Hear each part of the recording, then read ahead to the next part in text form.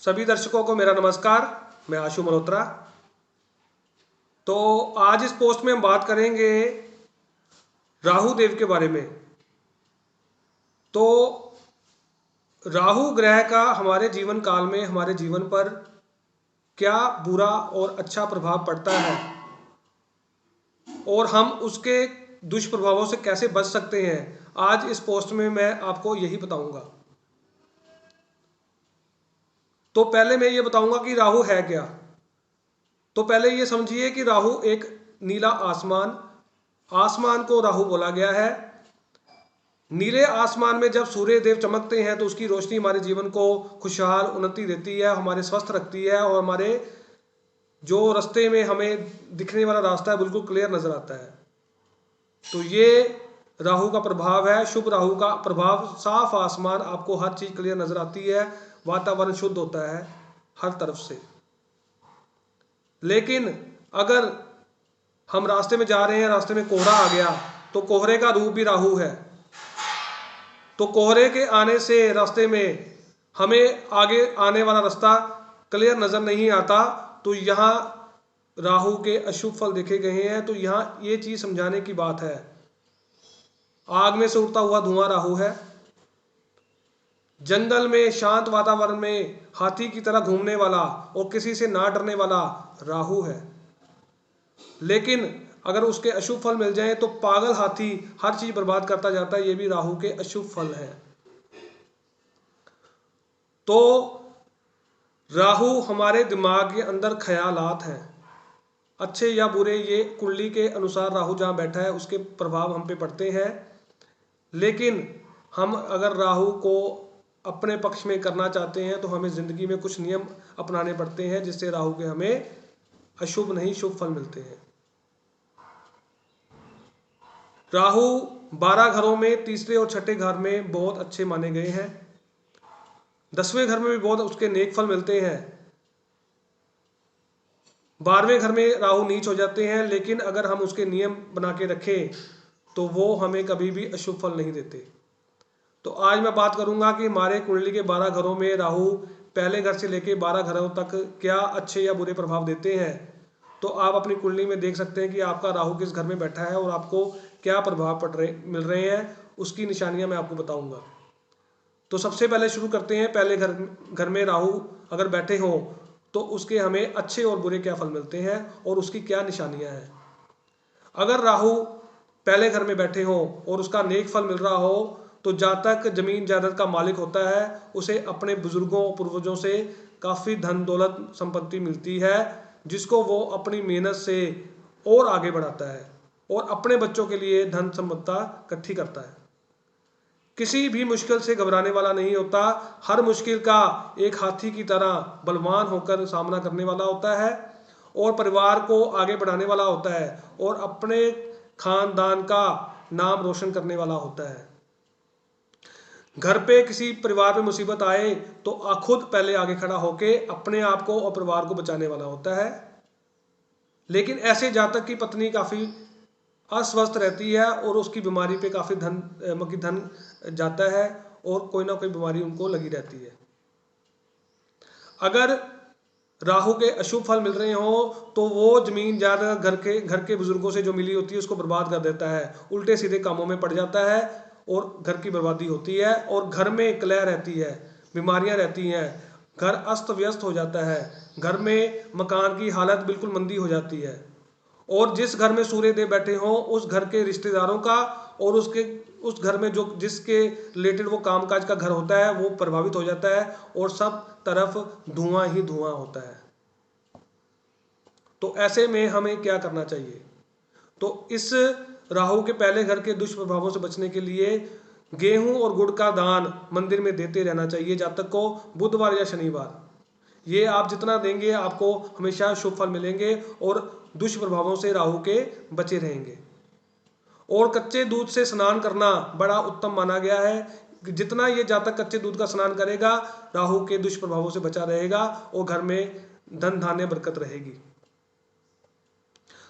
चांदी का चौकोर टुकड़ा एक समान मोटा और एक समान ही चौड़ाई हो उसकी, वो गले में धारण करना बहुत शुभ रहेगा।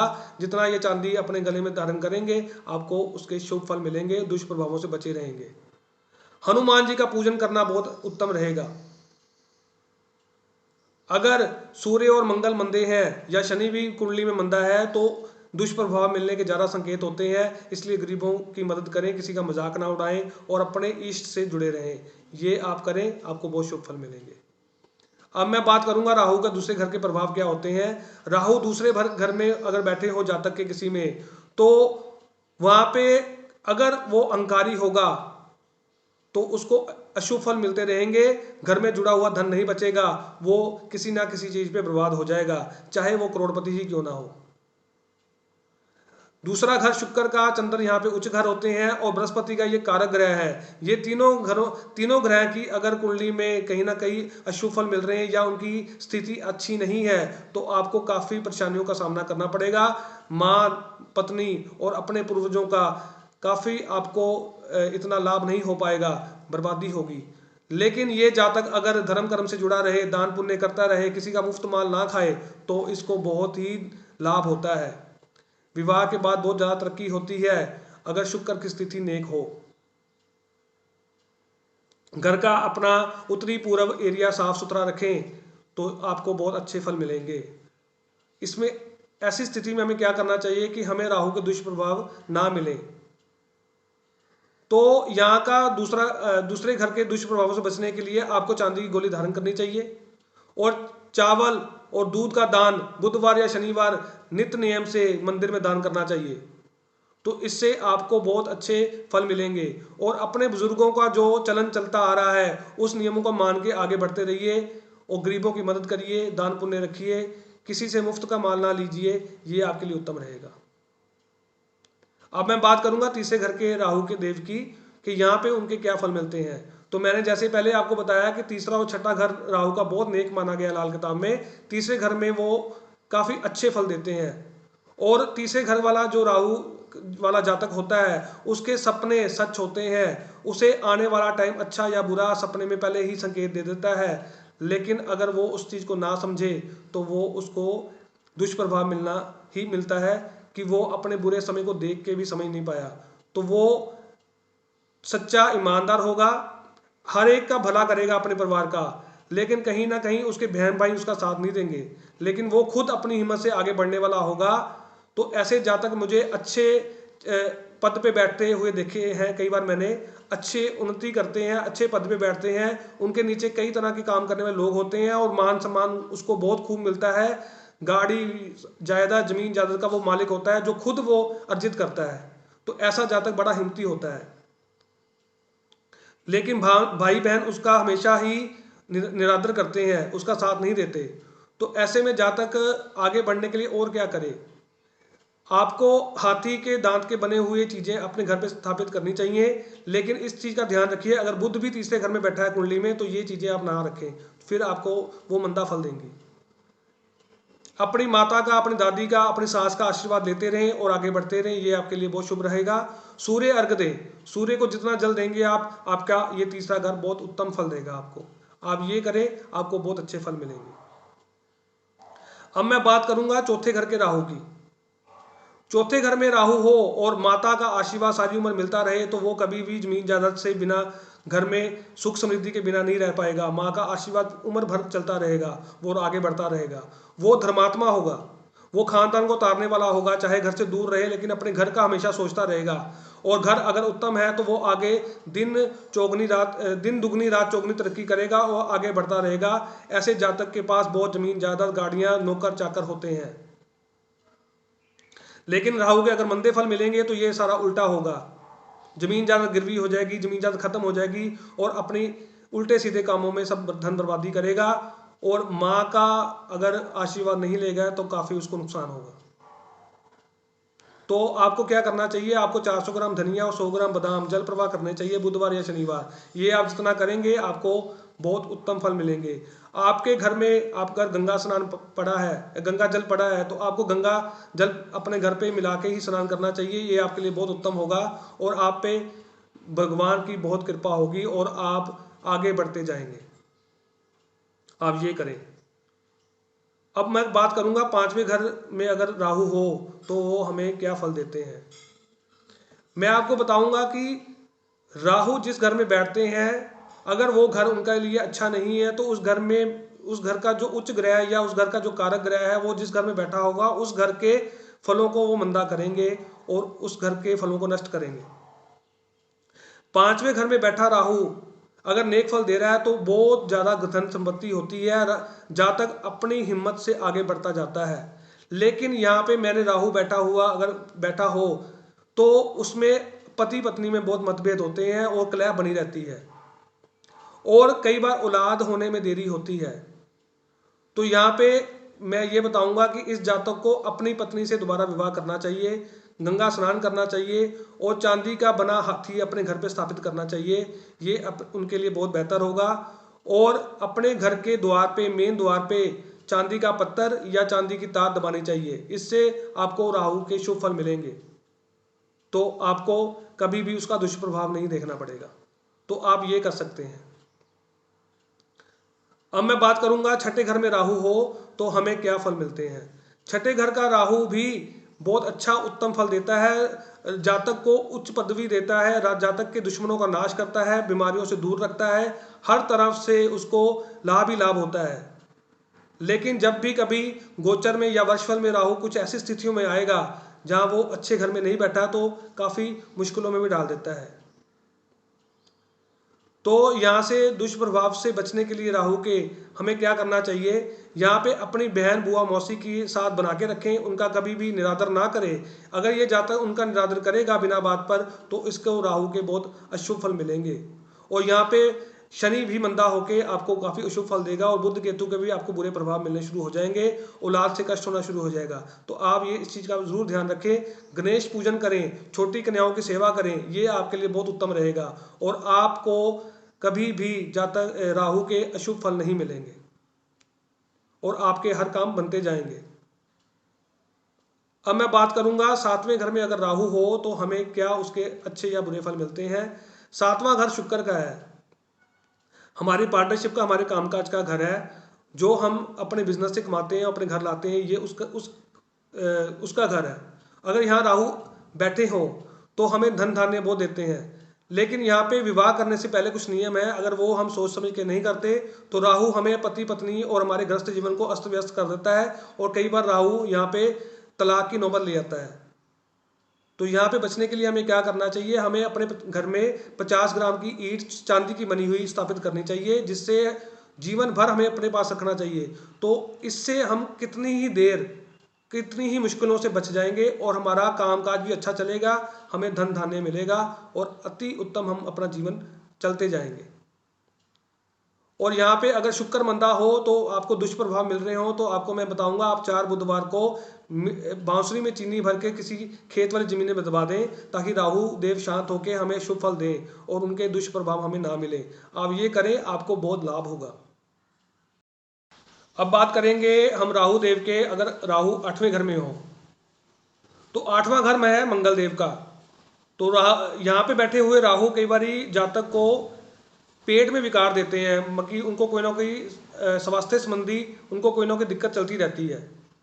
तो अगर वो जातक अगर मांस मदिरा अगर कोई ड्रिंक वगैरह करते हैं तो उनको हेल्थ इशू ज़्यादा होते हैं और उन पर काफ़ी बीमारियों पर या अपनी सेहत पर ही काफ़ी उनका नुकसान होता है। और ससुराल पक्ष से भी अगर उनका लड़ाई झगड़ा हो तो उनको धन की भी बहुत हानि होती है, कभी भी धन हमारे पास जुड़ नहीं पाता। हम जितना मर्जी कमा ले, हमारे पास अगर आखिर में देखेंगे तो हमारी झोली खाली होगी, हमारी तिजोरी खाली होगी, हमारे पास जुड़ा हुआ धन नहीं होगा।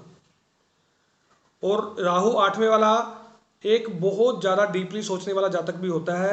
ये गूढ़ ज्ञान भी यहाँ से देता है और गूढ़ ज्ञान ऐसा होता है कि वो उसको अपने जीवन में अच्छा उसको यूज़ करके आगे बढ़ सकता है, अपनी औलाद को अच्छा उसको गुणकारी बना सकता है अगर उसके शुभ फल मिल रहे हो 8वें घर के राहु के। अगर नहीं मिल रहे तो इसका उल्टा असर देता है। तो यहाँ पे बचने के लिए हमें क्या करना चाहिए, राहु को जेब में हमें एक चांदी का चौकोर टुकड़ा हमेशा रखना चाहिए अपने पास और 43 दिन लगातार शिव मंदिर में 4 बादाम चढ़ा के आए और वापस ला के रख लें और 43 दिन ऐसा करने के बाद वो सारे बादाम जल प्रवाह करें। इससे आपको राहु के 8वें घर के शुभ फल मिलेंगे। अब मैं बात करूंगा राहु अगर 9वें घर में हो तो हमें क्या अच्छे या बुरे फल मिलते हैं। राहु 9वें हो तो ये बृहस्पति का पक्का घर है। यहाँ पे बैठे राहु, और राहु 9वां घर हमारे भाग्य का घर है, और यहाँ बैठा राहु, मैंने यहाँ पे जातक कई देखे हैं जिनका राहु बहुत अच्छा होता है, तो वो विदेशों में ज़िंदगी बिताते हैं और विदेशों से उनको बहुत धन धान्य यहाँ पे आता है, और वो अपने खानदान को उतारने वाला होता है। चाहे घर पे 1 रुपया भी ना हो, वो यहाँ से बाहर विदेश में जाते हैं और वहाँ से काफ़ी धन अर्जित करते हैं और नेक कमाई करते हैं। और अगर राहु यहाँ पे बुरा हो तो जातक विदेश जाता है और सारा पैसा बर्बाद करके वापस आ जाता है, ये भी जातक देखे हैं। तो अगर यहाँ के शुभ फल लेने हैं तो अपने धर्म कर्म के साथ जुड़े रहें। मंदिर के बाहर बैठे भिखारी को काला और सफ़ेद कंबल दान देना बहुत उत्तम रहेगा, इससे आपको हमेशा शुभ फल मिलेंगे। केसर का तिलक लगाना, सोने के गहने डालना, ये आपके लिए उत्तम रहेगा। और अपने बुजुर्गों का आदर सम्मान करना, अगर हमारे उनका कहना मानना और उनका आशीर्वाद लेना, बाप दादा का आशीर्वाद लेना बहुत नेक होगा। ऐसा जातक अगर मंदिर की दहलीज पे ही उंगली लगाकर कुछ मांग ले तो उसको मिल जाता है, तो ये आप करें। अब मैं बात करूंगा 10वें घर के राहु का। अगर 10वें घर में राहु हो तो यहाँ पे जातक बहुत हिम्मती होता है, हर काम को करने में उसमें बहुत पावर होती है। यहाँ का पक्का घर शनिदेव का है, मंगल यहाँ पे उच्च के हैं, और राहु भी अगर यहाँ बैठ जाए तो उसमें शनि मंगल की पावर आ जाती है। वो हर दुश्मनों का नाश करने वाला स्पष्टवादी होता है, नेक होता है, और अच्छा हो तो यहाँ पे राजनीति के साथ भी जुड़ते हुए लोगों को मैंने देखा है जिनका 10वें घर में राहु हो। ज़्यादातर राजनीति जो लोग करते हैं उनका राहु ही यहाँ पे 10वें घर में मैंने उत्तम देखा है। और राहु यहाँ पे 40 साल की उम्र के बाद ही राजनीति में एक्टिवेट करते हैं, या ज़िंदगी में कोई भी बड़ा काम करवाना हो तो 40 साल की उम्र के बाद उसको बहुत शुभ फल मिलते हैं। लेकिन माता का स्वास्थ्य क्षीण होता है, पापा का जो स्वास्थ्य बहुत नेक होता है। तो यहाँ पे जुड़े हुए जिनका राहु 10वें घर में हो तो उनको हर मंगलवार को हनुमान जी को सिंदूर चढ़ाना चाहिए, इससे बहुत आपको अच्छे फल मिलेंगे। और अपने तकिए के नीचे 50 ग्राम सौंफ रख के सोना चाहिए, इससे भी आपको बहुत शुभ फल मिलेंगे राहुदेव के। तो अब मैं बात करूंगा अगर राहुदेव 11वें घर में हो तो हमें क्या करना चाहिए। 11वां घर हमारा है शनिदेव का, और ये इनकम का घर भी माना गया लाल किताब में। यहाँ पे जो हम रोजमर्रा अपनी इनकम कमाते हैं उसका ये घर माना गया है। तो यहाँ पे राहुदेव अगर बैठे हों तो मैंने लोगों को लॉटरी सट्टे से इनकम कमाते बहुत देखा है, शेयर मार्केट से बहुत लाभ होता हुआ देखा है।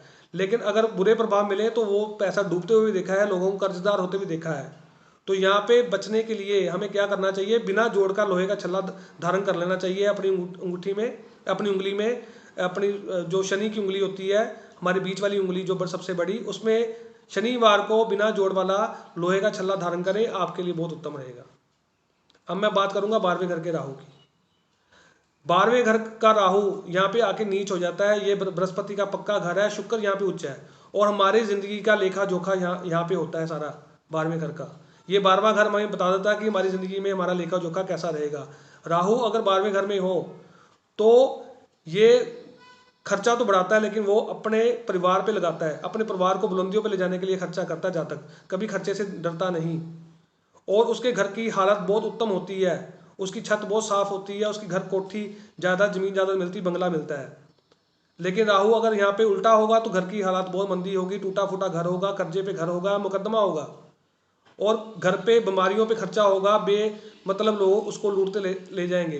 तो यहाँ पे बचने के लिए हमें क्या करना चाहिए, अपने घर की छत साफ रखनी चाहिए, हमें रसोई पे बैठ के खाना खाना चाहिए। हमें रसोई पे बैठ के खाना खाना हमारे लिए बहुत उत्तम होगा, अगर वो ज़मीन पे बैठ के खाएंगे तो ज़्यादा अच्छा रहेगा। चांदी का चकोर टुकड़ा गले में धारण करना हमारे लिए उत्तम होगा, हमें कई कष्टों से बचा के रखेगा, हमारे धन को बचा के रखेगा, फालतू के खर्चे बंद कर देगा। तो ये 12 घरों के आज जो मैंने आपको बताए हैं राहु के प्रभाव, और उससे बचने के लिए जो मैंने आपको उपाय बताए हैं, ये आप करें, इससे आपको बहुत लाभ होगा। तो अगली पोस्ट में फिर ऐसे किसी ग्रह पे मैं चर्चा करूंगा और आपको उनके प्रभावों से बचने के लिए बताऊंगा। तब तक के लिए आप ये करें, और तब तक के लिए सभी दर्शकों को मेरा नमस्कार। की और भी जानकारी लेने के लिए हमारे चैनल को सब्सक्राइब करें और नई वीडियो की नोटिफिकेशन के लिए बेल आइकॉन दबाएं। अगर आप ये वीडियो फेसबुक पर देख रहे हैं तो वीडियो को लाइक और शेयर करें। साथ ही अपनी राय कमेंट बॉक्स में जरूर बताएं। धन्यवाद।